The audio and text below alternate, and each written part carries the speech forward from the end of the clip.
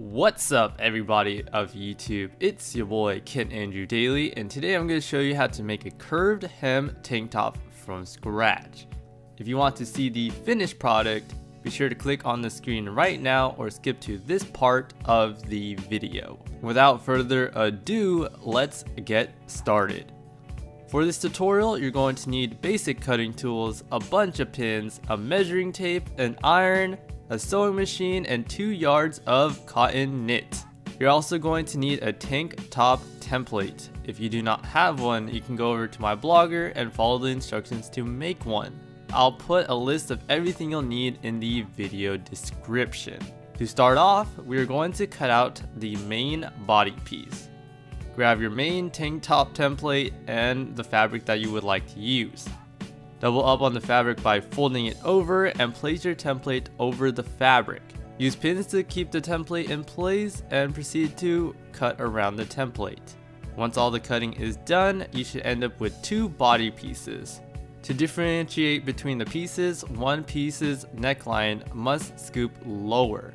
Grab one of the body pieces, it doesn't matter which one you decide to use, and your measuring tape. Measure 3 to 5 inches from the neckline and add a pin point. You then want to create a new curve to that point. This body piece will be the front piece, and the other piece that we did not alter will be the back piece. Put the body pieces aside for now.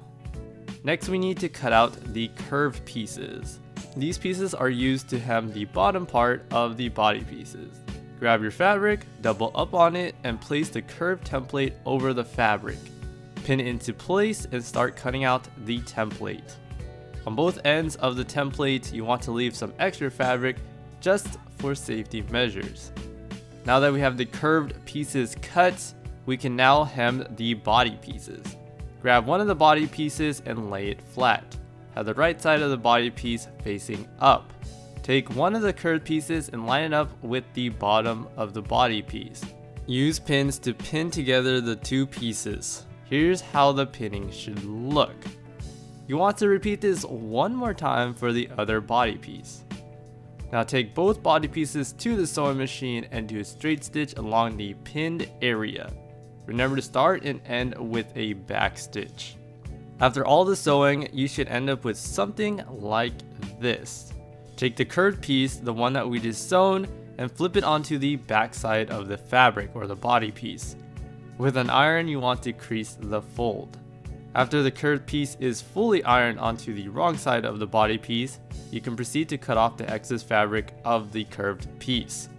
Once those are cut, you can proceed to pin along the curved piece. Here's an example of the pinning. Remember to repeat this process for the other body piece. Take both pieces to the sewing machine and do 2 straight stitches along the curved piece to keep it in place. Next, we need to hem both sides of the body pieces. Picking either side of the body piece, you want to double fold the raw end and use an iron to crease the fold. Place pins along the folds to keep it in place. Repeat this one more time for the other side and for the other body piece. Here's an example of one of the body pieces after it has been hemmed, ironed, and pinned. Once both pieces are pinned, take them to the sewing machine and do a simple straight stitch along the folds. Now that the body pieces are hemmed, we can sew them together. Lay one of the body pieces face up and face down the other body piece over it. Line the 2 pieces together and pin along these areas. Make sure everything lines up correctly, or else you'll end up with a really weird looking tank top and you just don't want that. So make sure everything lines up correctly. When you're done with all the pinning, it should look like this. Take the completed body piece to the sewing machine and do a zigzag or overlock stitch along the pinned area. Now that the body piece is completed, the last thing we need to do is create the bias bindings for the 2 armholes and the collar area. Grab your neckline and armhole templates and some more fabric. We are first going to cut out the bias bindings for the armholes. Take your fabric and horizontally fold it. After the horizontal fold, you want to fold it vertically. Place the armhole template along the horizontal fold of the fabric. Do not line it up with the vertical fold. Use pins to keep the template in place and cut around the template. If you did everything correctly, you should end up with 2 long strips of fabric. Next, we're going to cut out the bias binding for the collar. Take your fabric and you want to double up on it again by folding it over.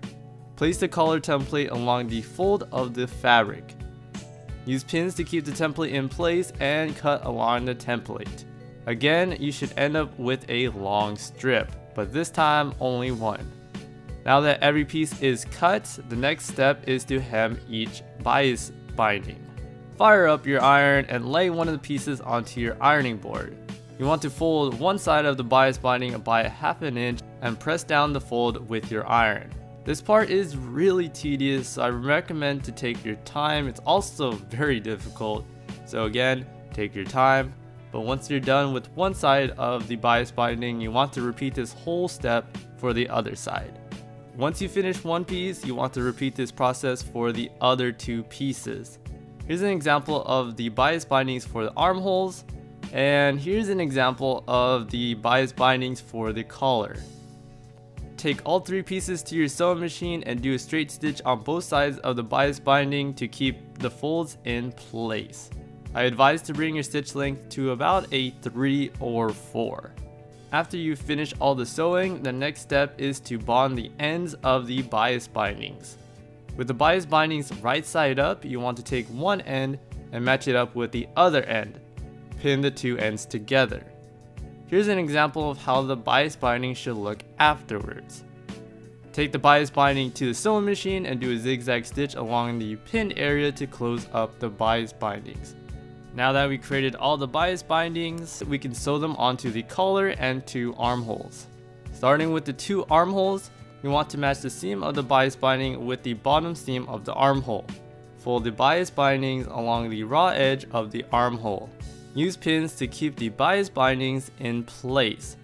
Really take your time on this part as it can be very tricky and very difficult, so just take it easy and you'll be able to get it done. Once you finish one armhole, proceed to do this one more time for the other one. After the armholes are done, next you want to pin the bias binding for the collar area.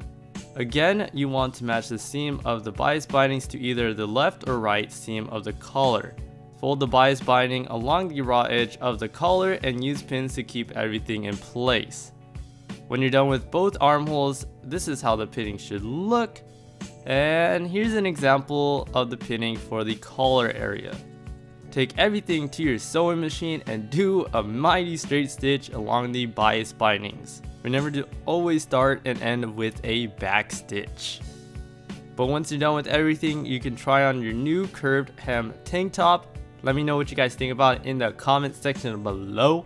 If you enjoyed the video, be sure to give the video a big thumbs up and subscribe if you want to see more videos like this. Anyways, that's the tutorial. This is KENANDREWDAILY, and remember to keep it daily. Peace!